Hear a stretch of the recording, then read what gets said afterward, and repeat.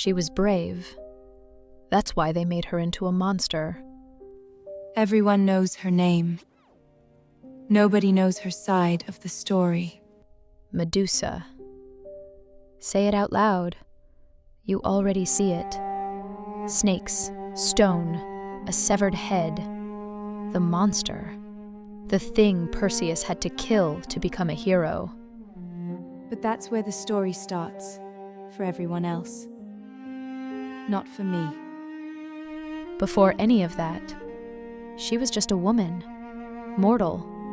Not a goddess, not some creature born from darkness. A priestess living in Athena's temple. That was her whole world, her home, her identity, her life. She was known for her beauty, her hair especially. I'm bringing it up because that's what he noticed. The one who came without her invitation. Something happened inside that temple. Something the myth glosses over in half a sentence. And everything that came after stemmed the injustice, the transformation, the exile, the silence. Nobody talks about that part. He was supposed to protect her. Instead, he did this. She was ordinary, mortal, a woman living quietly in a temple, doing nothing wrong. So what does a god do with a woman like that? Poseidon, brother of Zeus, one of the most powerful beings in the Greek world, walked into Athena's sacred space and violated her there. Ovid wrote about this.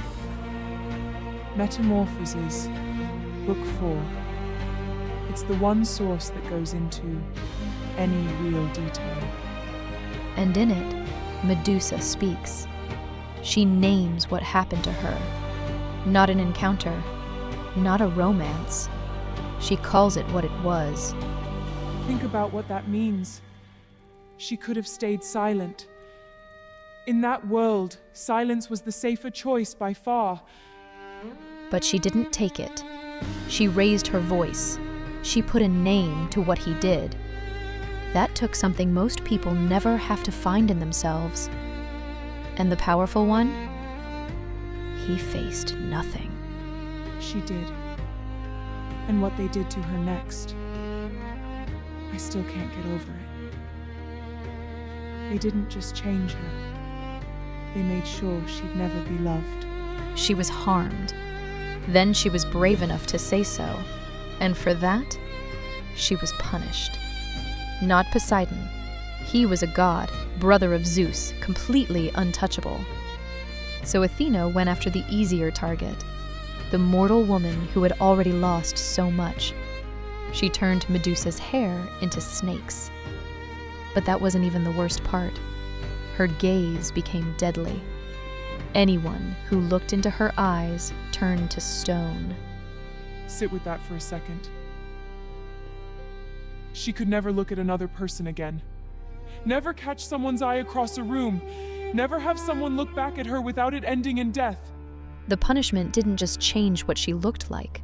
It made real human connection physically impossible. Forever. No one coming close. No love.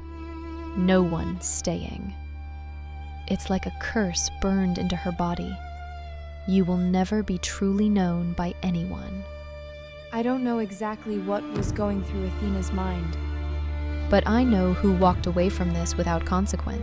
She had every reason to become the monster. She chose this instead. After everything, the violation, the punishment, the loneliness she never asked for, she didn't go looking for revenge. She left. Not toward people, not toward the city. She went to the edge of the world, where her Gorgon sisters lived, and she stayed there. This is the part that gets me. In none of the ancient sources does Medusa attack anyone first. Not once. Every single person who died at her hands came to her, armed, hunting her, chasing glory. She didn't go after anyone. She just wanted to be left alone. That's not weakness. It's not giving up. That's a woman who was failed by every system around her, and still chose not to become what they'd already decided she was. She had every reason for rage. She chose quiet instead. Most people never think about that. They only remember how her story ended. But there's one more thing. Something that's bothered me since I first read this. She was ordinary. She was harmed by someone untouchable. She was brave enough to say so, and was punished for it.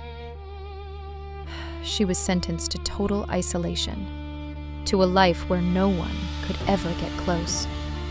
And still, she didn't become the monster everyone called her. But her story has been told thousands of times, always from the outside. What she looked like, how dangerous she was, how to kill her. Perseus gets the myth, the glory, the girl. Medusa gets the severed head. Even the one moment her words survived in writing, they came through someone else's mouth, in someone else's retelling. She spoke, and someone else held the pen. They made her a monster because she was brave. Because she didn't stay silent. Because silence would have been more convenient for everyone else. For thousands of years, she had no voice in her own story. This is Hear Us now. And today, we finally hear her.